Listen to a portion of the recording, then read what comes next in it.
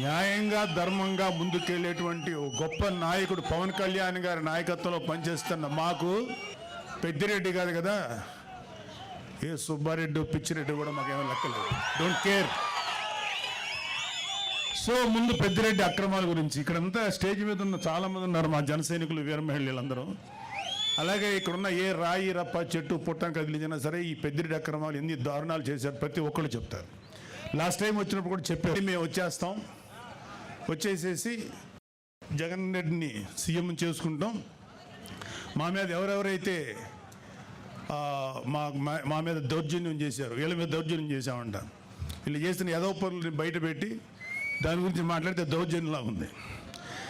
ఎవరెవరు చేస్తారో అందరి మీద తిరిగి మేము రిటార్చ్ ఇస్తాం, తిరిగి పగ తీర్చుకుంటాం అన్నారు.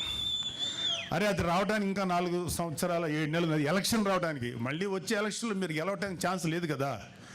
ఇప్పుడు 11 వచ్చినాయి, 11లో ఈసారి సింగిల్ డిజిట్కి పడిపోవద్దని గ్యారంటీ ఏంటి? మీరేమన్నా రామరాజ్యం నడిపారా? మీరేమన్నా మహానుభావులుగా పరిపాలించారా? వెయిట్. సో మీరు కళ్ళగంట మానండి. జగన్మోహన్ రెడ్డి చాలా సందర్భాల్లో మీతో మనం మాట్లాడిన మాటలు ఉన్నాయి. ఇక త్వరలోనే జమిలీ ఎలక్షన్స్ వచ్చేస్తాయి, మనం అధికారంలోకి వచ్చేస్తామని. ఇంత ఇల్యూషన్ అంటే ఒక రకమైన మానసిక దీనిలో సైకలాజికల్ సమస్యలతో ఉన్న మీకు ఎప్పుడో 4 సంవత్సరాల 7 నెలలు 3 నెలలు 4 నెలల తర్వాత వచ్చే ఎలక్షన్స్ అప్పుడే వచ్చేస్తాయని చెప్పి జనాలతోటి మైండ్ గేమ్ ఆడుతున్నారు, లేకపోతే మీ కార్యకర్తలను ఉన్న వాళ్ళని సేవ్ చేసుకోవడానికి ప్రయత్నిస్తున్నారు. అరే మీ పార్టీలో ఎంతమంది ఉంటారో ఇంకా తెలియదురా, అందరూ వచ్చేస్తున్నారు, చాలామంది బయటకు వచ్చేసారు. మీరు రైట్ హ్యాండ్ అని పేరు పెట్టిన విజయసాయిరెడ్డి బయటకు వచ్చేసాడు, మిగతా వాళ్ళు రావడం పెద్ద లెక్కేం కాదు. 22 లక్షల మంది ప్రజలు 11 మంది ఎమ్మెల్యేలు ఎన్నుకుంటే ఆ 22-25 లక్షల ప్రజల గొంతుకుని శాసనసభలో వినిపించలేని మీరు వచ్చే ఎలక్షన్లో గెలిచి ప్రజలకు ఏదో చేస్తారని చెప్పి భ్రమలో ఎవరు లేరు, గుర్తుపెట్టుకోండి.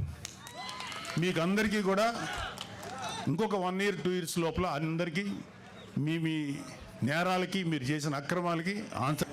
సో పవన్ కళ్యాణ్ లాంటి నాయకుడు నాయకత్వంలో పనిచేస్తున్నందుకు మా అందరికీ చాలా గర్వంగా ఉంది. ఒక నిజాయితీపరుడైన నాయకుడైనా ఆయన ఆధ్వర్యంలో పనిచేయటం నిజంగా మాకు గర్వకారణం. మాకు ఏ పదవుల మీద ఏ అధికారాల మీద ఆశ లేదు, నిజాయితీగా పవన్ కళ్యాణ్ గారి యొక్క ఆశయాల మేరకు మేము పనిచేస్తున్నాం. సో మనందరం కూడా మన భవిష్యత్తు ఇంకా బ్రైట్ చేసుకోవడం కోసం, అద్భుతంగా చేసుకోవడం కోసం ఆల్రెడీ ఎవరు జనసేనకి కోట్ల రూపాయలు వైట్ ఎలా ట్రాన్స్ఫర్ చేశారో కోర్టులో కేసేసా, మీకు చెప్పలా, అప్పుడే విచారణ జరుగుతుంది. కానీ అధికారం వాళ్ళది. ఈ కోర్టులు కూడా ఎలాగ దరిద్రం అయిపోయాయి అంటే, కొడుకు పుట్టి మనవడు చనిపోయే టైంకి తీర్పులు వస్తున్నాయి కొన్ని. అందుకనే ఈ దొంగలు గజ దొంగలు దోచుకునే పోతున్నారు. 10 మంది ఎమ్మెల్యేలని డిస్క్వాలిఫై చేయమని కేసేసా, 7 సార్లు వాదించా తెలంగాణ హైకోర్టులో. 10th షెడ్యూల్ క్లియర్గా ఉంది. ఏమని ఉంది? 2+2 4. ఇందిరాగాంధీనే 75లో అలహాబాద్ కోర్టు డిస్క్వాలిఫై చేసింది. ఎందుకు చేసింది? చట్టం విరుద్ధం అని. 98లో 28th chief justice of India BSP 12 మంది ఎమ్మెల్యేలని 12 నిమిషాల్లో డిస్క్వాలిఫై చేశాడు. మరి ఇప్పుడెందుకు చేయట్లేదు? కేసీఆర్కి బీజేపీకి బేరాలు అవుతున్నాయి.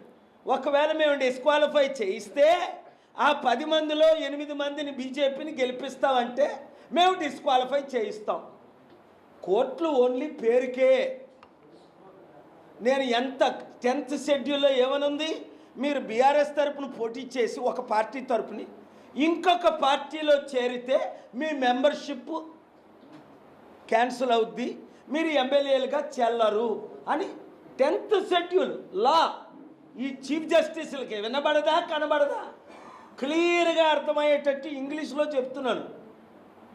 కానీ వినిపించినట్టు కనిపించినట్టు కోర్టులు బిహేవ్ చేయబట్టి కోర్టుల మీద ఇంక ఎక్కడికి వెళ్ళాలి? దేవుడి దగ్గరికి వెళ్ళాలి. ఆ దేవుడి దగ్గరికి వెళ్తున్నాను. ప్రభువా, దేవుడా, వీళ్ళు ఎలాంటి వాళ్ళు మీరు రక్షించాలి. ఎందుకంటే నాగబాబు మాట అన్నాడు, ఇండియన్ క్రికెట్ టీం ఎలాగో మా జనసేన కూడా అలాగే. అయ్యో, ఇండియన్ క్రికెట్ టీము ప్రపంచంలో నెంబర్ 1 అన్ని దేశాల్లో.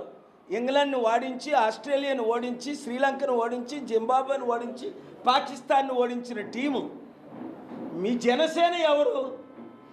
ఇండియాలో నెంబర్ 1 పార్టీ బీజేపీ, రాష్ట్రంలో నెంబర్ 1 పార్టీ టీడీపీతో కలిసి 1-2% ఓట్ బ్యాంక్ని ఈవీఎంల ద్వారా వాళ్ళ ఓట్లతో గెలిచారు. మీరు ఇండియన్ క్రికెట్ ఇంకా నయం. నేను బ్రహ్మ, విష్ణు, మహేశ్వరులు మా ముగ్గురన్నదానం అనలేదు.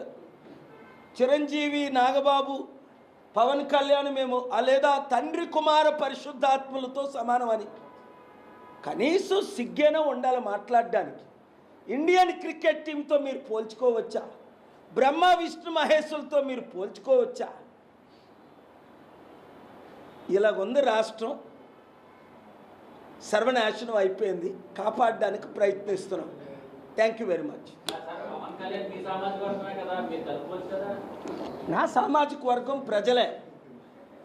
నేను కులాలకి మతాలకి అతీతం. ఒక కాపుగా పుట్టిన అందరికీ గుండె గీసి అందరినీ ఎక్స్పోజ్ చేశాను, కానీ ఎప్పుడూ ప్యాకేజ్ స్టార్లాగా అమ్ముడుపోలేదు, గుండె గీయించుకోలేదు. మోదీ నా కాళ్ళు పట్టుకున్నాడు, కానీ ఈయనలాగా నేను మోదీ కాళ్ళు, మాయావతి కాళ్ళు, అవసరమైతే ఎవడి కాళ్ళలో పట్టుకోలేదు నేను. సో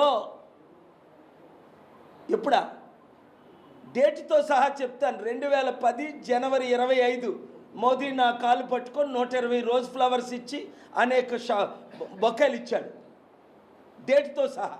అది అహ్మదాబాద్లో. ఈయన ఎప్పుడు ఎవరి కాలు పట్టుకుంటున్నాడో పవన్ కళ్యాణ్, చిరంజీవి మీరు రోజు చూస్తూనే ఉన్నారు. 2019లో మాయావతి కాలు.